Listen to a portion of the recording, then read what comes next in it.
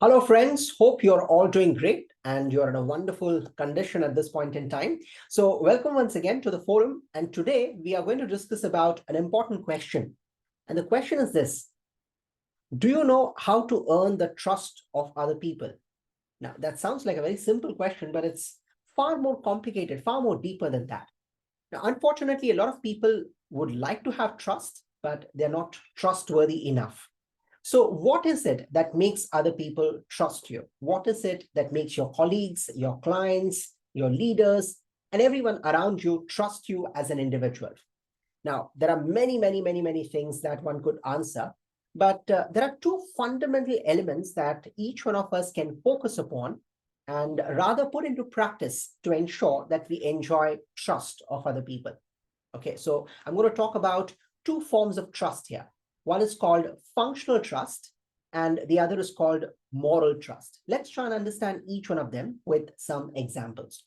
So let's assume that there are people around you, let's say your colleagues, who are stuck with their work, who don't know what to do. Perhaps they don't know how to talk to a particular client or what should be the answer to a particular query raised by someone. So they're stuck. Meanwhile, they know that you are there in the team who is a senior, and therefore they can ask you. So they come and approach you and they ask their query.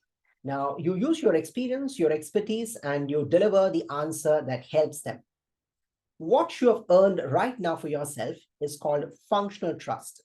So functional trust is the ability of an individual to deliver results about the job that you're working upon or answer questions which are related to your piece of work.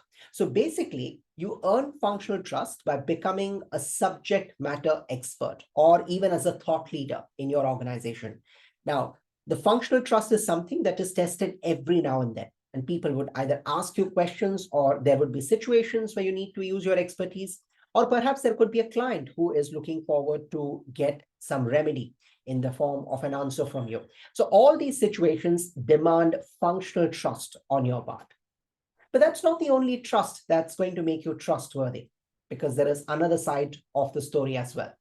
So the other form of trust is equally important. Let's understand what is it.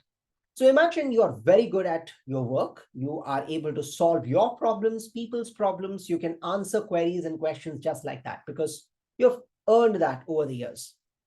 However, if people share something confidential with you, or let's say people have spoken to you in personal capacity about something which is really private, and you can't keep that secret, what you have lost out on is called moral trust. So as much as functional trust is important, moral trust is equally important. So moral trust is earned when you keep secrets, when you do not spill the beans, when you maintain confidentiality and privacy.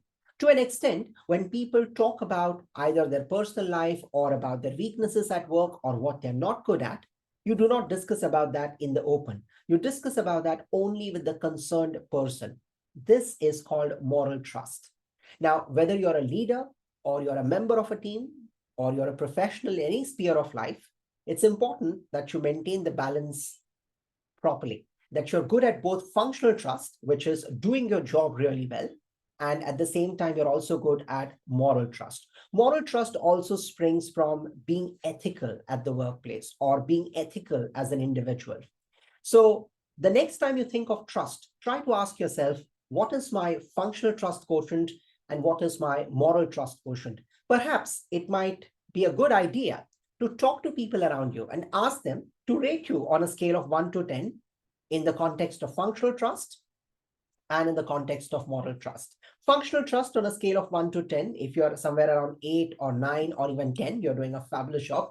Moral trust, according to my understanding, is either 0 or 10. There is nowhere in between, okay, because that's how moral trust works. Now, a good professional or an effective entrepreneur or anyone for that matter would ensure that you maintain this balance between functional trust and moral trust. So apply functional trust and moral trust in your life, and I'm sure it will give you all the ideas to earn trust of other people. It will give you the confidence, it will give you hope, and most importantly, it will earn you the respect of people around you. So work on your functional trust as well as on your moral trust. I hope this talk was helpful for you. Thank you so much for listening.